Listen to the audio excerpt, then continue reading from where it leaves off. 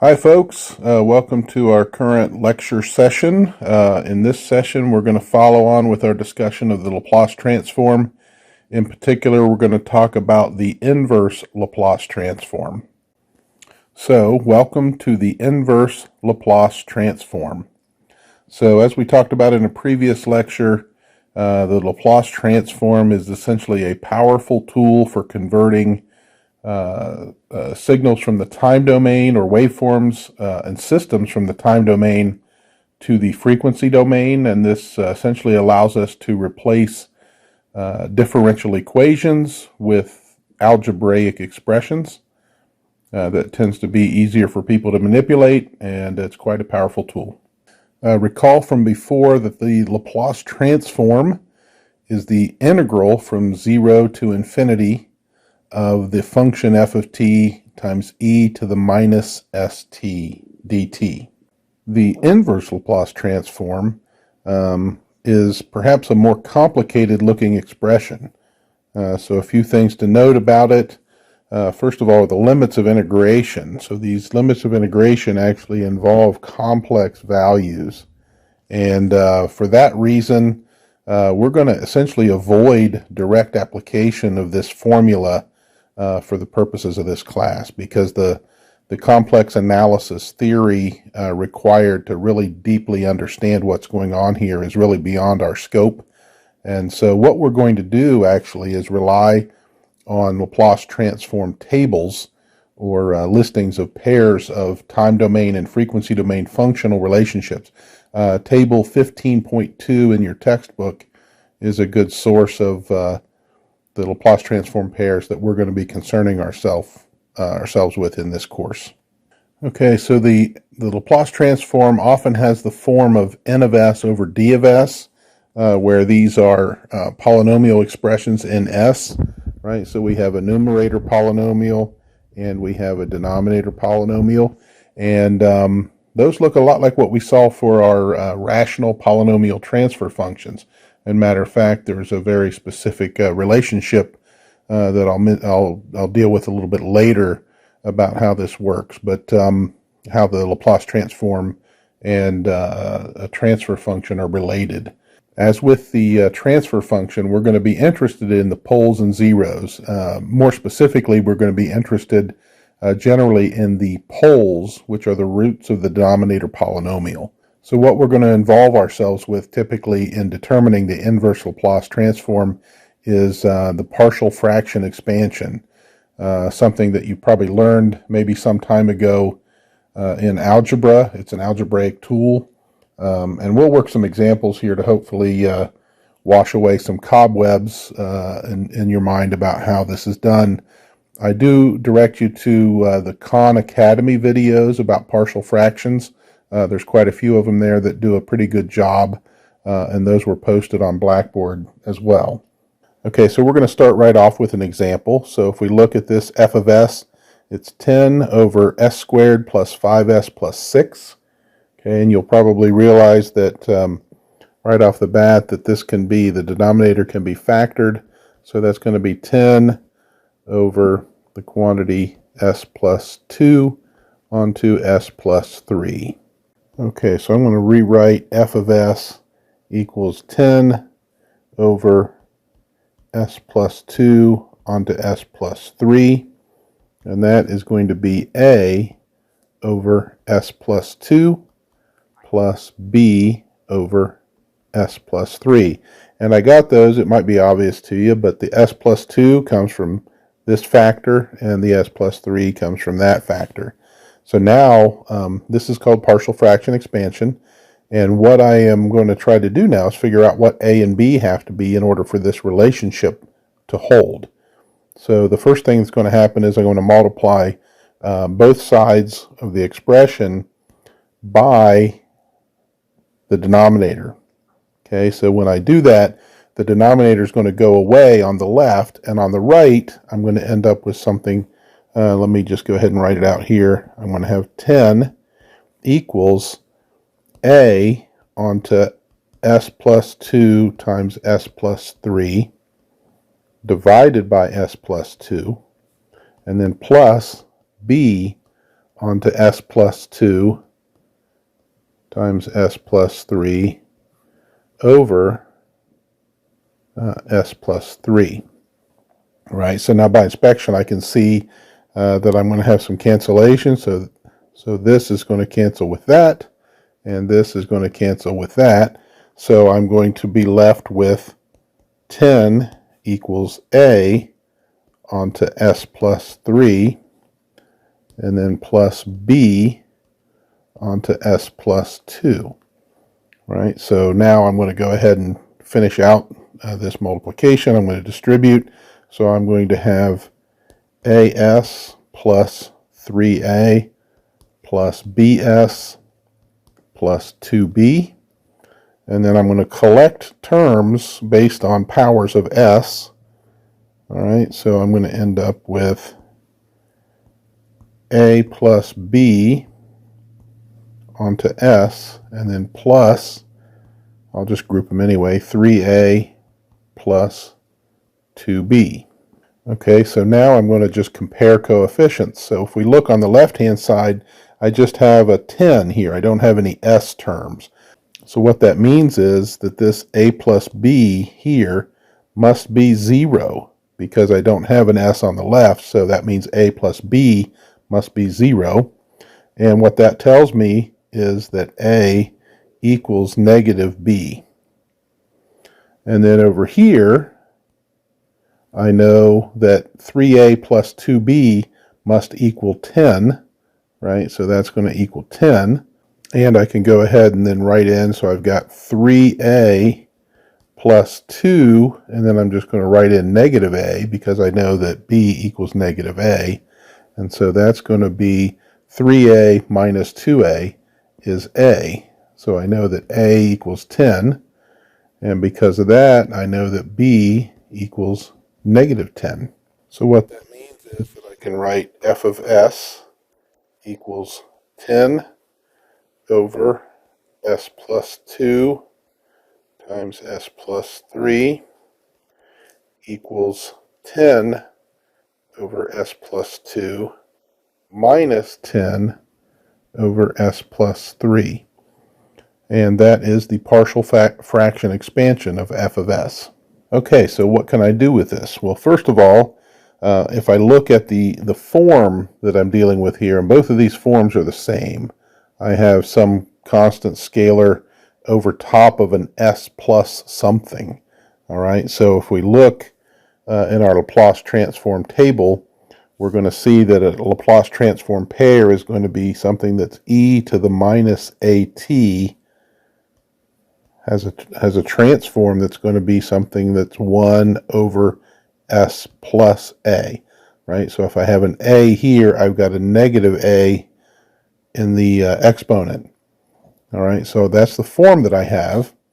And then I can, due to linearity, I can multiply those by scalar values. So what I'm going to be able to do with that is just say, well, I can take this form here, and this is going to be 10 onto e to the minus 2t. And this one over here is going to be negative 10 onto e to the minus 3t. Right, so that's when I do the inverse Laplace using the table, I'm going to be able to directly come up with that. So what I'm going to have is that the time domain function associated with this Laplace transform is going to be f of t equals 10 e to the minus 2t minus 10 e to the minus 3t. And then technically, because of the way our Laplace transform is defined, we're going to multiply that by the unit step because we just want these things to be for t greater than or equal to 0. Okay, so here's another example. In this case, we're going to be able to write f of s equals 3s cubed plus 5s squared plus 20. And I'm going to divide that by, now if I look carefully at the denominator, I can see that I can factor out an s squared and then still have an s squared plus 4. Okay, so now if I look at this s squared plus 4, I'm going to realize that that one has complex roots. So I'm not going to try to factor that anymore in the reals. Okay, so for the partial fraction expansion, first thing is I notice that I have an s squared here. So I'm going to have two terms in the right-hand side. So I'm going to have an equals a over s. That's for the single pole. And then for the double version of the pole, I have a b over s squared. And then for my quadratic pole, I'm going to put in something here that looks like cs plus d over s squared plus 4. Okay, so now I'm going to do what I did before. I'm going to multiply both sides by the denominator of the left-hand side, and essentially that's going to sift the factors out on the right-hand side, but it's going to leave the left-hand side numerator alone. So let's take a look and see. I'm going to end up still with 3s cubed plus 5s squared plus 20 equals, well, if I have the a over s and I multiply by everything here, I'm actually going to end up with I still have an s left over, so I have an s onto s squared plus 4. And then for the b term, it's going to cancel with both of those s's, so I'm just going to have a b onto s squared plus 4. And then the cs plus d is just going to be multiplied by the s squared, because the s squared plus 4 term will cancel. S squared. All right, so there's quite a bit going on there, but I can go ahead and do the work to distribute and segregate all the terms. Okay, so what I have here then is now I'm going to compare coefficients from the left hand to the right hand side. So first thing is we'll look at the s cubed term. We have a 3 over here, and we have on the s cubed term here is a plus c. So that gives me, essentially what I have is I'm going to build 4 equations and 4 unknowns, right? So this is going to give me my first equation, which is a plus c equals 3. And then if I compare the s squared terms, I have this b plus d. B plus d equals, that's going to equal 5. I don't have an s term on the left, so that means this 4a is going to be 0. So that tells me a equals 0. And then lastly, I have 4b equals 20. And so that tells me that b equals 5. All right, so I can come back then. If I know that a equals 0, right, that's going to go away. So that just tells me that c equals 3. And if b equals 5 and b plus d also equals 5, then that's going to tell me that d equals 0 as well. Okay, so from that, I'm going to be able to write f of s is equal to, well, the a over s term, a is 0, so that's not there. B is 5, so that's going to be 5 over s squared. And then the last one is going to be cs plus d. Well, I have a c equal 3, and the d term is 0, so I'm going to just have a 3s over s squared plus 4. So that is the partial fraction expansion. Okay, so now we want to take a look at that, and we say, well, we know that a 1 over s squared is actually the Laplace transform for the function t. So we've got 5 times that, so that means our first term here is going to be 5t.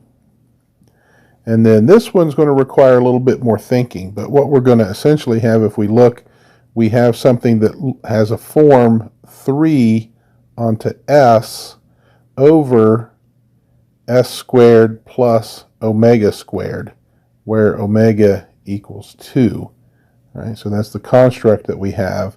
And if we look then at this part of it from the table, we will see that that is a cosine. Okay, so then what that tells me then is that I'm going to have a 3 times the cosine of 2t, because the 2 is my omega. So my final time domain expression is f of t equals 5t plus 3 cosine 2t. And again, multiply that by u of t. Okay, so for the next example, we have 10s squared plus 45s plus 40 in the numerator, divided by s cubed plus 4s squared plus 4s in the denominator. And I went ahead and took the liberty of just writing out, we left the numerator the same, but the denominator, you can see that I could factor out an s, and then what I was left with was s squared plus 4s plus 4, which I know is the square of the quantity s plus 2. So again, I have 3 poles, one at s equals 0, and 2 of them are a repeated pair at s equals negative 2. Okay, so I'm going to write that, I'm going to first take the s term, so I'm going to have an a over s, and then plus bs plus c onto s plus 2 squared. And I'm going to multiply both sides by the denominator, and that's going to give me 10s squared plus 45s plus 40 equals a onto s plus 2 quantity squared plus bs plus c onto s. Okay, so if I go through and expand out and then collect the like coefficients, I'm going to see that first thing I have is a plus b is the s squared coefficient, and that is going to have to equal 10. So that tells me that a plus b equals 10. Let's go to the last one. So it's 4a, and I see 4a is going to have to equal 40. So that tells me that a equals 10. All right, so if I have a equals 10, well, that's going to tell me something about b is going to be 0, because a plus b equals 10. So b is 0. And then last but not least, I have 4a plus c onto s, and that's going to have to be 45. Okay, so 4a plus c, well, I know 4a is 40, so that's going to tell me right away that c equals 5. So I'm going to have f of s equals 10 over s plus 5 over s plus 2 quantity squared. Okay, so using my tables, I know that 10 over s is going to give me a term that looks like 10, and I'm going to go ahead and write u of t here so I just don't forget that, because it's really the unit step has to be involved there. So 10 over s is 10 times u of t, and then the 5 over the quantity s plus 2 squared is going to look like 5 times t times e to the minus 2t times u of t. Okay, so this square here is what turns this into I have a t, an extra t in there. All right, so my time domain expression then is f of t equals the quantity 10 plus 5t e to the minus 2t, and that's all on u of t. Okay, so the next example is 10s plus 30 divided by s squared plus 6s plus 34. Okay, so this one might make you think a little bit, but I'll go ahead, excuse me, I'll go ahead and realize that in the numerator I can factor out a 10. That's pretty obvious. 10 onto s plus 3, and that's going to give me a little bit of hint about the denominator. So I have an s plus 3 in the numerator, so I might want to have something that involves an s plus 3 in the denominator, and in fact I want an s plus 3 squared. So if I look at s plus 3 squared, s plus 3 squared is s squared plus 6s plus 9. Okay, so that's close to what I have And that's a perfect square, and that's close to what I have in the denominator. So what I'm going to go ahead and do is do this complete the square. So I'm going to say this is going to be s plus 3 squared. That gives me the s squared plus 6s plus 9, and so I need something else. So I'm going to write plus 25. So I'm going to write that as 5 squared. And the reason I do that is because I look at the table and I see some structures that look like they're going to fit with this. Right? We're not going to go through the inverse Laplace expression, so we're going to use our tables. And so we see those structures and we say, well, now that's something that actually matches a structure that I have in the table.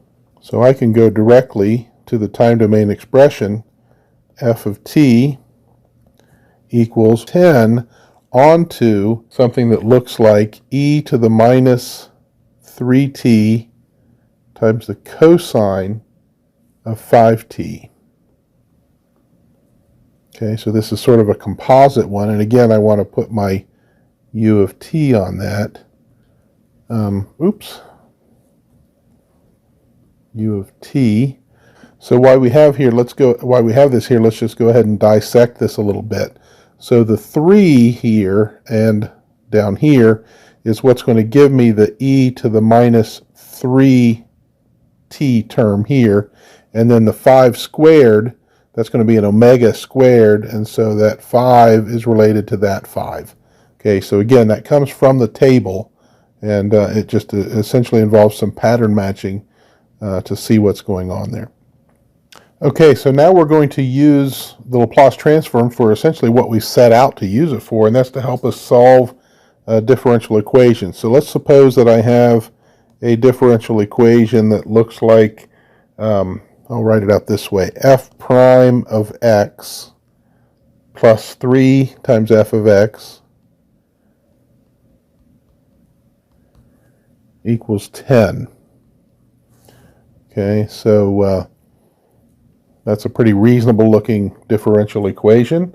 How do I solve this using the Laplace transform?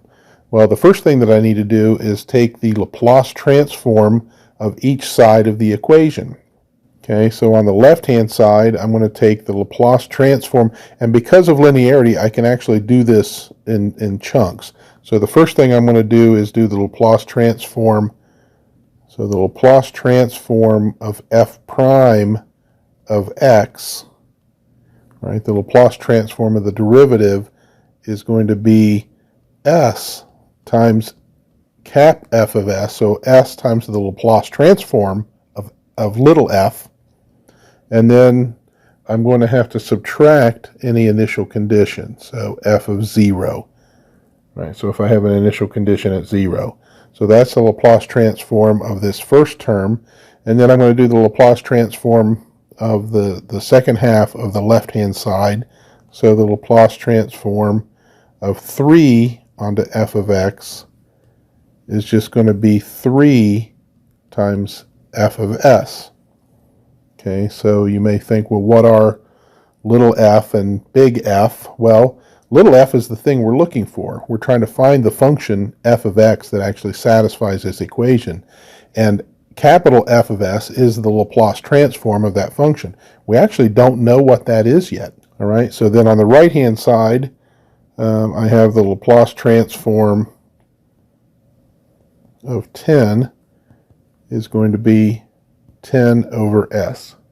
All right, so bringing everything together, I'm going to have s times f of s minus f of 0 plus 3 onto f of s equals 10 over s.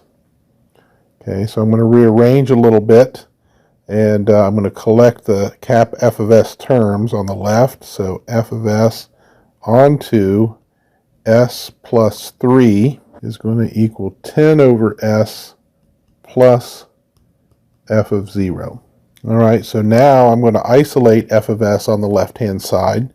So I'm going to have f of s equals, so I'm going to just divide both sides by s plus 3. So I'm going to have 10 over s onto s plus 3, and then plus f of 0 over s plus 3.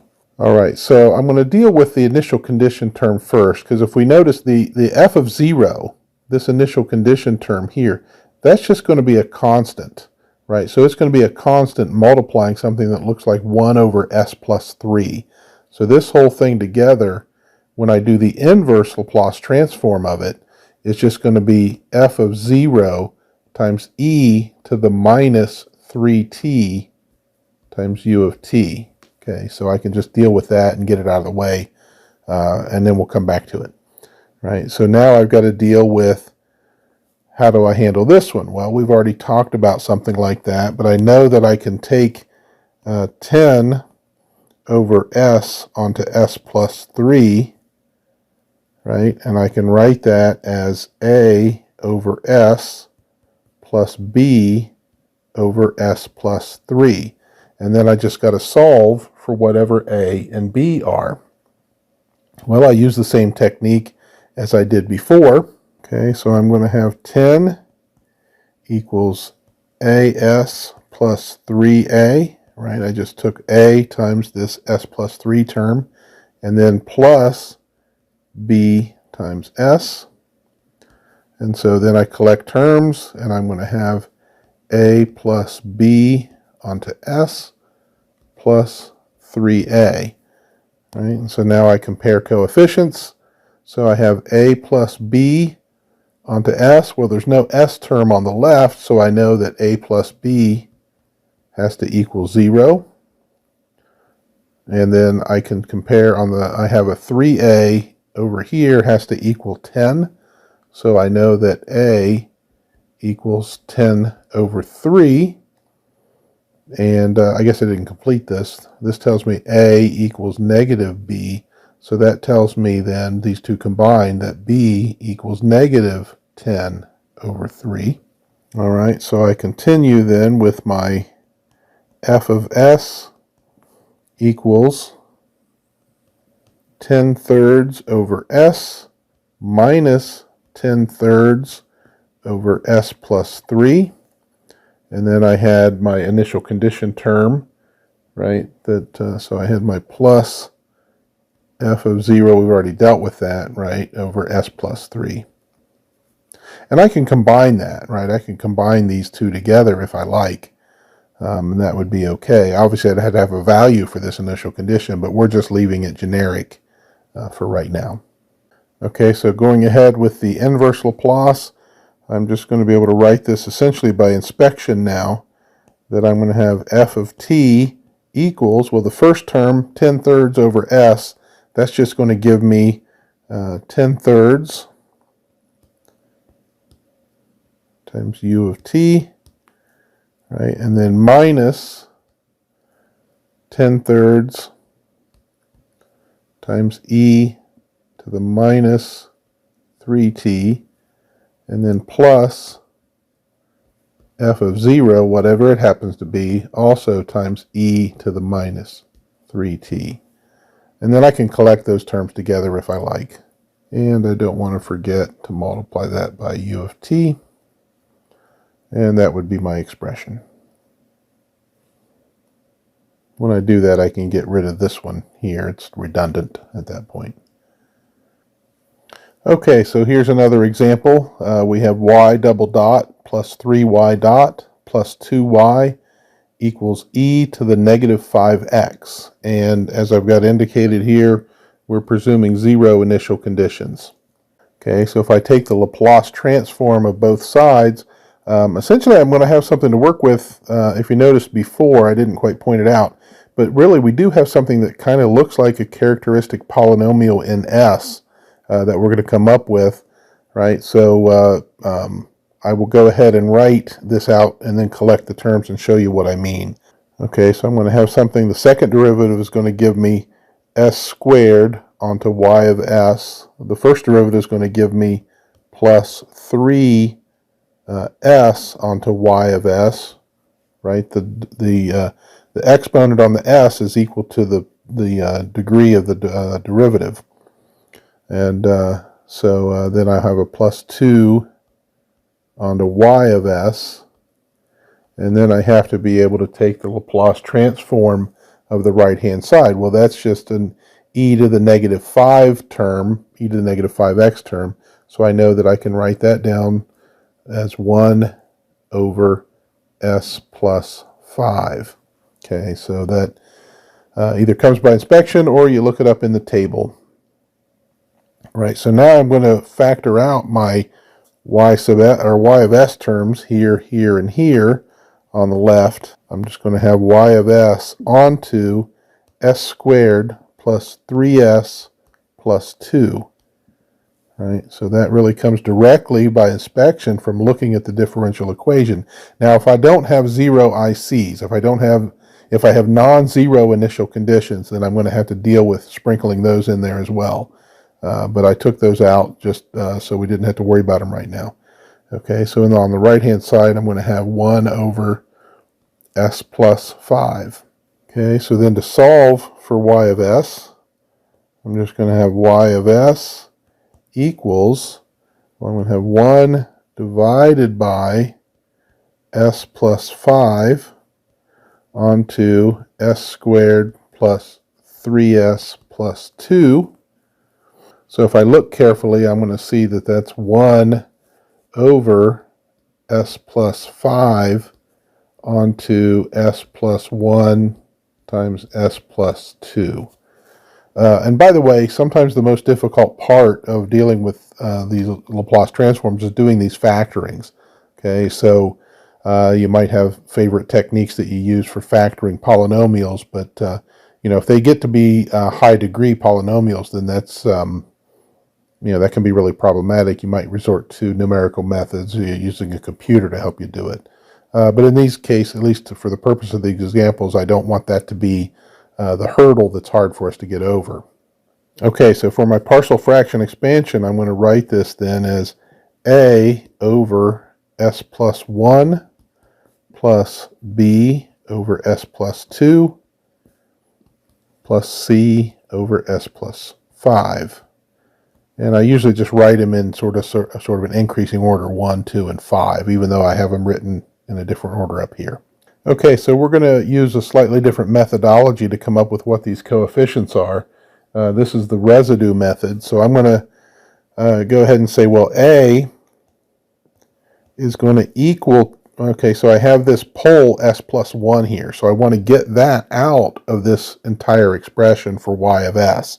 Okay, so I'm going to multiply my y of s by that expression. So I'm going to say that's going to be, A is going to be s plus 1 onto my original y of s. Okay, and when I do that, essentially it's going to get rid of the s plus 1 in the denominator here, and then I can go ahead and evaluate that expression at the pole location, s equal negative 1. Okay, so that again, I'll go ahead and do that. It's going to be s plus 1 onto y of s is going to give me 1 over the quantity s plus 5 times the quantity s plus 2, and I'm going to evaluate that at s equals negative 1, and that's going to give me 1 over, well, negative 1 plus 5 is 4, and negative 1 plus 2 is 1, so it's just going to give me a 1 over 4. So that's my value for A. Okay, so that's a different methodology for coming up with the coefficients, and it works well in certain cases, and the other one works well in other cases. Okay, so I'll go on with B. B is going to be s plus 2 onto y of s, evaluated at s equal negative 2. Okay, so that's going to be 1 over s plus 5 and s plus 1, evaluated at s equal negative 2. Kind of scrunch it together there, but anyway, so negative 2 plus 5 is 3, and negative 2 plus 1 is negative 1. So it's going to be negative 1/3,